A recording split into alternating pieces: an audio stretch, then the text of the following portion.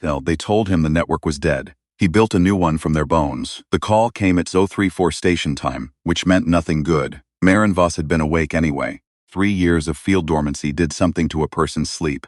Not broke it exactly, but stretched it thin like old cloth held up to light.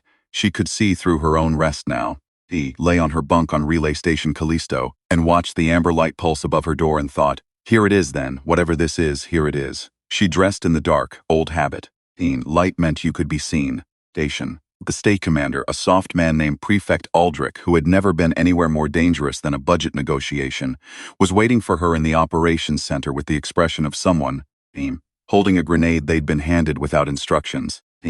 Behind him, the curved viewport showed Saturn filling half the sky, the great ringed world hanging there like an eye that had decided not to blink. Reactivation order, Aldrich said, and held out a data chip like he was glad to be rid of it. Marin took it. Read it again. Who authorized this? Command authority. Top level. He paused. The signature is, they called it Saturn. She looked at him for a moment, then she looked out at the rings. Viewer. 3 years ago, when the Victories had first come through the outer system and the network she'd spent 11 years building had collapsed in 48 hours, someone in command had given the extraction order and she'd burned her contacts and run. She'd watched good people blink off her comms one by one, like lights going out in a city at night. When the last one went dark, an analyst named Dresch, stationed near Titan's far side, a quiet man who grew dwarf tomatoes in his bunk and read philosophy to stay sane, she had sat in the evacuation huddle and said nothing for 4 hours.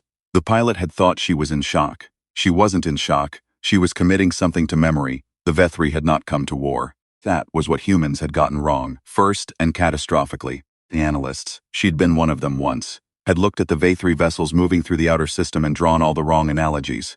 Invasion, conquest, territory. The Victories were not interested in territory. They were interested in something stranger and in some ways worse. They were interested in understanding what held a civilization together. What were the binding mechanisms? What were the nodes that removed would cause the network to collapse? They didn't come to conquer. They came to study the architecture of cohesion, and then they pulled out load-bearing walls to see what happened. What happened was, everything fell. The intelligence network Marin had built was the first thing they'd mapped. She still didn't know how. The Victories didn't communicate on any frequency humans had learned to detect. They moved through space in vessels that registered as debris fields on conventional scans. Their operatives, she'd started calling them that, though the word was inadequate, were not biological in any way her briefings had prepared her for. They were patterns. Interference. Particular quality of static that resolved, if you looked at it long enough and wrong enough, into something almost like intent. But they had found her network, and they had taken it apart with the delicacy of someone who understood exactly what they were doing. She read the reactivation order again, signature at the bottom, the authorization code, Saturn. In the old network, Saturn had been the codename for a specific operational posture, not a person, not a place. State of function. It meant that the network had gone to its deepest level, its last resort architecture. It meant everything else is burned and this is what remains. Someone was telling her that something remained. She asked Aldrich for a ship. The Victories were not unintelligent. This was the other thing humans got wrong, in the opposite direction, overcorrecting from the initial mistake. After the network fell, after the first wave of analysts admitted they'd miscalculated, the pendulum had swung hard. The Victories became, in official briefings in popular media, in the terrified whispers of people who watched the outer stations go dark, something like gods. Incomprehensible. Inevitable, though a force of nature rather than a people.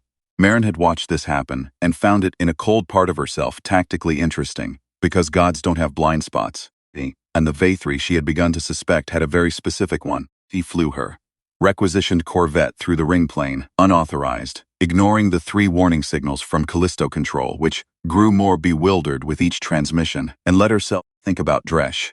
He had told her something once, in the months before the network fell, something she'd filed away without understanding. He'd been watching the Victories interference patterns, the static that wasn't static, and he'd said, they're very good at mapping systems, but they only map what they expect to find. He'd asked him what he meant.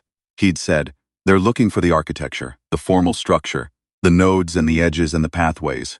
They're looking for the network as designed. And she'd said, what's the difference? He'd smiled the way he smiled when he thought a question was interesting. He'd said, the difference is everything informal, everything that wasn't designed. The relationship that existed because 2 analysts happened to like the same obscure music. The back channel that worked because a quartermaster owed someone a favor. The information that moved because a human being was curious, or bored, or lonely, or stubborn and did something they weren't supposed to do for reasons that made no operational sense. He'd looked at his tomato plants, the red fruit small and bright under the grow light. He'd said, "I don't think they can see that part. I don't think they know it exists." The ring debris spun around her Corvette, ice and silicate, and the occasional chunk of something denser rock that had fallen out of whatever long ago collision had made these rings. Saturn hung in the center of it all, the planet itself enormous and ancient and utterly indifferent. The signal was coming from inside the B-ring. There was no station inside the B-ring. That was official. Marin knew because she had helped build the unofficial one. It was called Node 6, and it had never appeared in any documentation, and it ran on 3 staff, a rotating door of people who had volunteered for the posting by never being told they had the option to decline. They had been chosen not for their skills, though they all had those, but for a specific quality that had no formal name in any assessment rubric Marin had ever seen. Dresch had called it stubbornness. She'd called it something less polite. The quality was this. They were people who, when given a direct order that conflicted with what they understood to be true and right and necessary, took a moment to think about it. Just a moment. Not disobedience, not mutiny, just a beat of consideration, a small and stubborn willingness to look at a situation with their own eyes before deciding what to do. The V3 had mapped the network. They had found every official node, every designed pathway, every documented relationship. And they had apparently found nothing at Node 6, because Node 6 had never been designed. It had been built the way a family builds a home, not from blueprints, but from necessity and stubbornness, and the accumulation of small decisions made by people who cared about staying alive. The dial clamp caught her Corvette with a sound like a hand taking hold. The node was 3 rooms and a corridor, and the smell of recycled air and someone's coffee and something that might have been gun oil. The lighting was amber, not from choice, Marin suspected, but because no one had gotten around to replacing the filters. 3 people turned to look at her when she came through the airlock. One of them she knew. One of them she thought she might have met once at a briefing. The third was a child. Not a child, she corrected herself, but young enough to make her feel old, maybe 22, with the steady eyes of someone who had been frightened enough times that it had become a kind of baseline. The one she knew was Yellen, who had been a cryptography specialist before the network fell and was apparently now the entirety of Node 6's intelligence apparatus. "You took your time," Yellen said. "I was asleep." "Congratulations." They looked at each other. There was something in the look that couldn't have been planned or designed or mapped. The specific weight of shared history, of having survived the same thing without talking about it. The V3 had looked for edges and nodes. They had not looked for this. "Tell me," Marin said. What Yellen told her took 40 minutes and required 3 cups of the coffee, which was terrible and also the best thing Marin had tasted in 3 years. The short version was this. The V3 had found something unexpected. They had been mapping, as always, looking for the formal architecture of things. But 3 months ago, something had changed in their interference patterns. Static that wasn't static had developed a new quality, something Yellen described as recursive. It was starting to map itself. The patterns were beginning to reference each other, to fold back and examine their own structure. "They found something they didn't expect," Marin said. "We think so. We think they found the informal network. The part they couldn't see before. What changed?" Yellen looked at the young one, whose name turned out to be Call, who had been a systems engineer before the collapse and was now whatever Node 6 needed him to be. Call pulled up a display. "We've been broadcasting," he said. "Not on any official frequency, on the maintenance channels. The ones that are technically still open because nobody thought to close them because they only ever carried garbage data. System status pings, automated fault reports, calibration noise." He paused, started hiding things in the calibration noise. Marin stared at him. "You built a back channel in the maintenance frequency. 37 of them," Call said. "Across the ring system. Wherever there's a station, a ship, a relay buoy, anything with a functioning system clock, we've been leaving messages. And people have been responding? Not officially." He almost smiled. "Unofficially, yes. Turns out when you've lost the formal network, people build informal ones. They were already doing it. We just gave them a common cipher. This was the thing the V3 couldn't see. Not because it was hidden, but because it was, from a certain perspective, invisible by definition. It was not a network in any sense their mapping intelligence would recognize. It had no nodes, no designed pathways, no formal hierarchy. It was people. Human beings, stubborn and curious and lonely and bored and frightened and unwilling to simply go silent, reaching toward each other across the dark in whatever way came to hand. It was the noise between the signals, the relationship that made no operational sense. The back channel built in the maintenance frequency, Because someone had nothing to lose and too much stubbornness to give up. The V3 were trying to understand it. Their interference patterns were recursive, self-examining. They were looking at this thing they'd found and trying to map its structure. And the structure kept shifting because it wasn't a structure. It was a behavior. It was what humans did when you took away everything designed and left them with each other in the dark.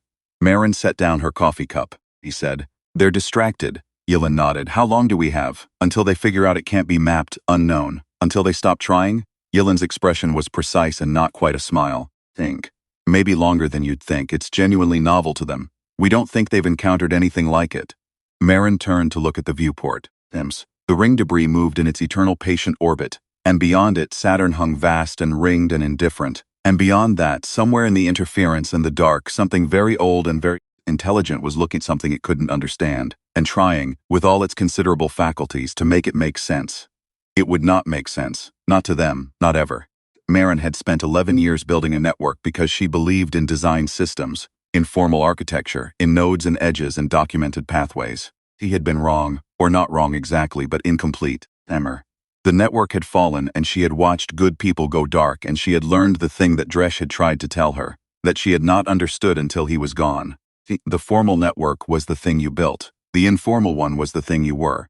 And the V3, for all their intelligence, for all their patient mapping of civilization's architectures, had never encountered a species that built the second kind while ostensibly managing the first. Indeed, they had never met anything that maintained, alongside its designed systems and documented structures, this other network, the one made of stubbornness and curiosity, and the specific weight of shared history.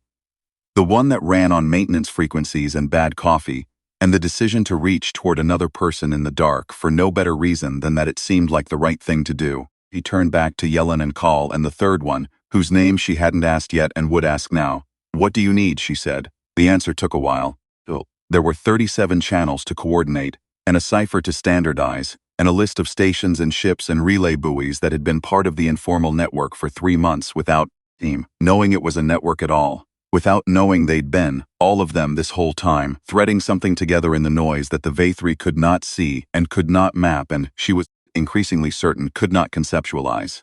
The name she hadn't asked turned out to be Fenris. He was a medic who had been stationed on Titan's far side when the network fell, and had walked out of a collapsed facility in a pressure suit, with 3 cracked ribs and someone else's data core, and somehow, over the course of 18 months made her way here. She had no operational training. Here.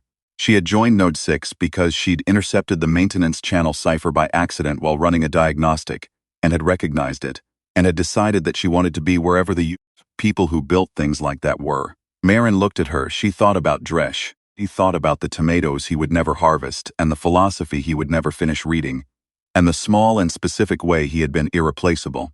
She thought, "We are going to win this. Not because we are stronger, not because we are more intelligent, not because of anything designed or documented or formally structured. No, we are going to win this because they can see our networks and they cannot see us. They can map our architecture, and they cannot map the fact that we reach toward each other in the dark. They can pull out the load-bearing walls, and they cannot understand why, when the structure falls, we sit in the rubble and start talking, and keep talking, and eventually build something new, not because it's operationally optimal, but because we are, at some level below the level of any system, stubborn enough to refuse silence." The V3 were distracted, and they were looking at something they couldn't understand, trying to resolve it into a structure, and the thing they were looking at was humanity being itself, which was not a structure at all. Then sat down at the operations terminal. "All right," she said. "Let's give them something to look at." The broadcast went out on 37 channels simultaneously, in the cipher that had been built from maintenance noise and stubbornness, and the slow accumulation of small choices made by people who had decided without being asked that silence was not acceptable. It was not a tactical broadcast. It contained no direct orders, no operational commands, no formal directives. It was, in a sense, the most human thing Marin had ever composed. It was a letter. To people she had never met, who were living in the dark in whatever was left of their stations and ships, who had been reaching toward each other for months without anyone telling them to. Said, "We see you. We see what you built. We are going to use it." It said, "Stay where you are and keep doing what you're doing. Keep putting messages in the noise. Keep reaching." And you are not alone, and you were never alone, and the fact that you didn't know, that doesn't change the fact that it was true. Said, in the last line, something that Marin had not planned to write until she was writing it, Thank you, every one of you, for being stubborn enough to refuse to stop, she sent it. The V3 interference patterns on Yellen's display shifted. The recursive self-examination stuttered. Something in the static that wasn't static changed quality, like a frequency that had been tuned to one station and had just detected the presence of another. They were looking. Good, Marin thought. Hell, look all you want. You will spend 1,000 years trying to map this, and you will not find the edges of it, because the edges are wherever we decide to reach. Center. You will not find the center of it, because the center is wherever two of us decide that the dark is not worth inheriting. You came here to study what held us together. This is what holds us together. Signal, propagated outward through the ring system, into the dark, into the maintenance frequencies of 37 stations and ships and relay buoys, each one held by a human being who had decided, in the absence of any formal instruction, that they were not finished yet.